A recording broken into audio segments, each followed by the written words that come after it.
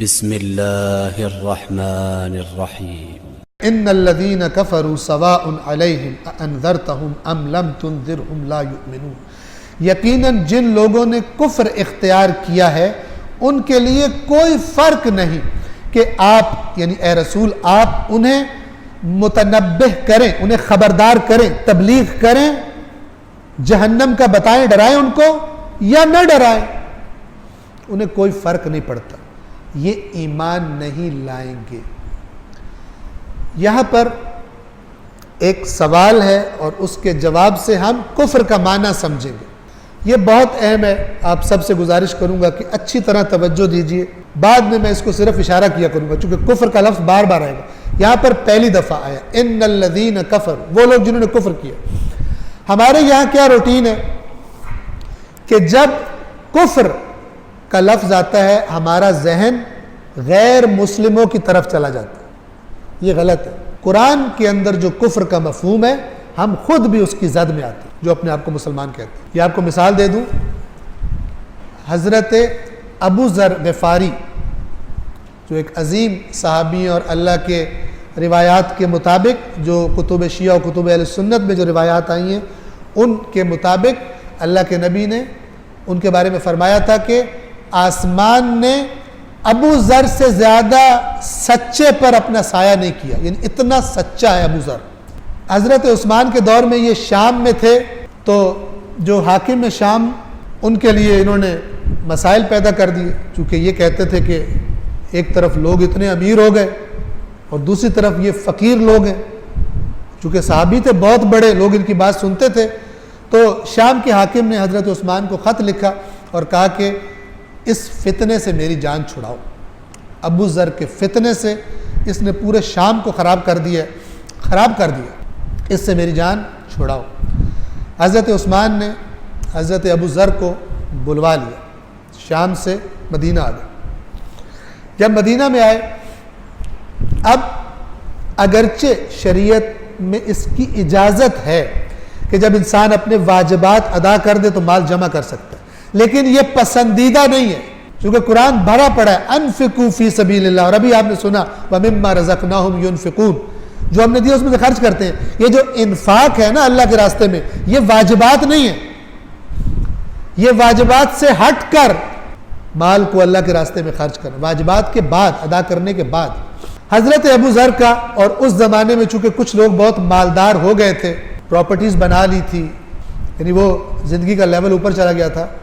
حضرت ابو ذر کا ان کے ساتھ اختلاف تھا۔ یہ اسی میں معنی سمجھانے کے لیے آپ کو عرض کر رہا ہوں تاکہ یاد رہے آپ کو۔ حضرت ابو ذر کو وہ لوگ کہتے تھے، حضرت ابو ذر کہتے تھے یہ جو اللہ تعالیٰ نے قرآن میں فرمایا جو لوگ سونے چاندی جمع کرتے ہیں اس کو تپایا جائے گا اور قیامت کے دن ان کے بدن سے لگایا جائے گا، اور جب وہ چیخیں گے تو کہا جائے گا یہ وہی ہے جو تم نے جمع کیا تھا، یہ وہی سونا چاندی ہے، یہ جو عذاب تمہیں ہو رہا ہے یہ وہی سونا چاندی ہے، چکھو اس کو، کتنا تم نے اپنے لیے جمع کر کے رکھا تھا۔ تو وہ لوگ حضرت ابو ذر کو جو مال جمع کرنے میں لگ گئے تھے وہ حضرت ابو ذر سے کہتے تھے یہ آیات ہمارے لیے نہیں ہے، یہ اہل کتاب کے لیے، یہودیوں کے لیے، ٹھیک ہے۔ حضرت ابو ذر کہتے تھے نہیں، قرآن سب کے لیے ہے، ایسا نہیں ہے کہ ایک آیت کا خطاب یہودی کے ساتھ ہے تو یہودی وہ کرے تو برا ہے اور اگر مسلمان وہ کرے تو کچھ نہیں ہوتا، یہ نہیں ہے، ورنہ تو آدھے سے زیادہ بلکہ اکثر قرآن چلا جائے گا۔ جنہوں نے وہ حرکتیں کی ہیں اللہ نے تمہیں بتایا کہ تم نہ کرو۔ کفر بھی ایسی ہی چیز ہے، ہم کیا سمجھتے ہیں کہ یہ ان کافروں کے لیے، ہم تو مسلمان ہیں، یہ آیتیں ہمارے لیے نہیں ہیں۔ اب آپ توجہ کیجئے، ان الذین کفروا، یقیناً جن لوگوں نے کفر اختیار کر لیا انہیں کوئی فرق نہیں پڑتا آپ انہیں تبلیغ کریں اے رسول یا تبلیغ نہ کریں، وہ ایمان نہیں لائیں گے۔ اس آیت کا ترجمہ آپ نے سنا، میں آپ سے سوال کرتا ہوں، جب کافروں کو فرق ہی نہیں پڑتا تو رسول اللہ نے تبلیغ کرنی کس کو ہے؟ جب اللہ نے کہہ دیا جو کافر ہیں ان کو تو فرق ہی نہیں پڑتا تو پھر مکہ تو کافروں سے بھرا ہوا ہے، رسول پاک نے کس کو تبلیغ کرنی ہے جا کر؟ یہ سوال تب حل ہوتا ہے جب کفر کا صحیح معنی پتہ چلے۔ اور قرآن جسے کفر کہتا ہے، قرآن کہتا ہے کفر یہ ہے کہ تم تک میری بات پہنچے اور پھر تم اسے نہ مانو، یہ کفر ہے۔ یہ میں بھی کر سکتا ہوں، یہ آپ بھی کر سکتے ہیں، اور یہ وہ جو دین سے خارج کافر ہوتے ہیں وہ بھی کر سکتے ہیں۔ توجہ فرما رہے ہیں؟ اس کی ایک مثال دے دوں آپ کو قرآن سے، سورہ آل عمران میں آیت ہے، ظاہراً آیت نمبر 32 ہے، قل اطیعوا اللہ والرسول، اے رسول ان سے کہیے اطاعت کرو اللہ کی اور رسول کی، فَإِن تَوَلَّوْا، اگر یہ لوگ پھر جائیں یعنی اطاعت نہ کریں، فإن اللہ لا يحب الکافرین، تو ان کو بتا دو کہ یقیناً اللہ کافروں کو پسند نہیں کرتا۔ یہ کافر کون ہے؟ جو اطاعت نہیں کرتا۔ یہ قرآن ہے،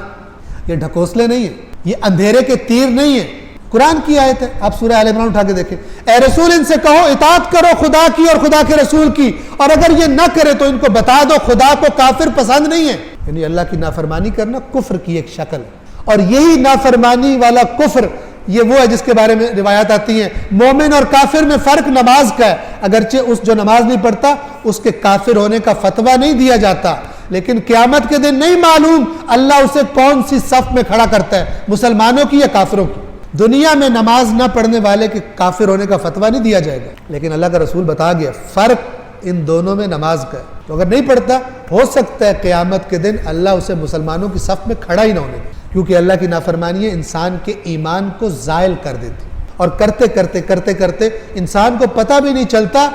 اس کے اندر سے ایمان ختم ہو جاتا ہے۔ جیسے بعض اوقات کینسر کے مریض کینسر اپنا کام کر رہا ہوتا ہے اندر، لیکن کینسر کے مریض کو یہ بھی احساس نہیں ہوتا کہ میں بیمار ہوں، اپنے کاموں میں لگا ہوتا ہے، جب پتہ چلتا ہے تب پانی سر سے گزر چکا ہو۔ خدا کی نافرمانی کفر کی ایک شکل ہے، اسے کہتے ہیں کفر در عمل۔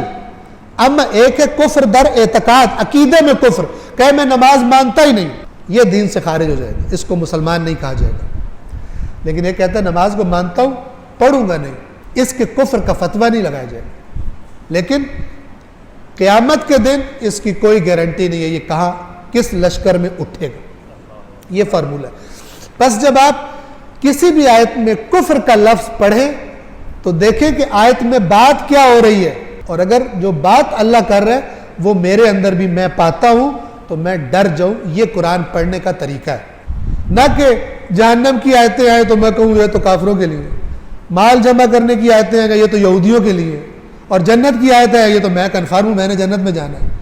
یہ طریقہ قرآن پڑھنے کا نہیں ہے، اور جو قرآن نہیں پڑھتے ان کے مزاج یوں ہی بنا دیے گئے۔ اس سب کے لیے آیات ہے۔ اللہ کا نبی ان آیات کو پڑھ کے گریا کرتا تھا، راتوں کو اٹھ اٹھ کے، وَرَتِّلِ الْقُرْآنَ تَرْتِيلًا، یہ رات کے بارے میں، اس رات کو آپ اٹھیں اور اس نماز تہجد میں، کہ ماہ مبارک رمضان بہترین مہینہ ہے، جن کو عادت نہیں ہے تھوڑی تھوڑی عادت ڈال لیں رات کو اٹھنے کی۔ رات کو جو عبادت کی جاتی ہے، رات کو جاگنا، اس کو تہجد کہتے ہیں، جاگ کے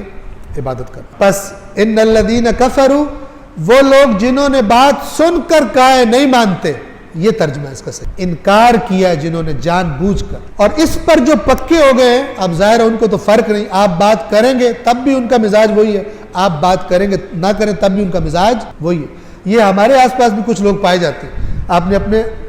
فرض کر لیں دین کے معاملے میں نہیں، ویسے کچھ لوگ ایسے ہوتے ہیں کہ جیسے ہی نام آئے آپ فوراً کہتے ہیں کہ ہاں وہ بات کو فوراً سنتا ہے، بہت اچھا انسان، جو اچھی بات کرو اشارہ کرو آپ کی بات مان لے گا۔ اور کچھ لوگ آپ کی زندگی میں ایسے ہوں گے کہ جن کے بارے میں جب بات کی جگہ آپ کہیں گے کوئی فائدہ نہیں اس سے بات کرنے کو، پتھر ہے۔ دین میں بھی یوں ہی ہوتا ہے، اور یہ قرآن کی آیات بھی یوں ہی ہے۔ کچھ لوگ ہوتے ہیں قرآن کی آیات سنتے ہیں اثر لیتے ہیں، اور کچھ لوگ ہوتے ہیں سنیں یا نہ سنیں کوئی فرق نہیں پڑتا، برابر ہے۔ اس آیت میں یہ پیغام یقیناً جن لوگوں نے کفر اختیار کیا ہے ان کے لیے یکساں ہے، آپ انہیں متنبہ کریں یا نہ کریں وہ ایمان نہیں لائیں گے۔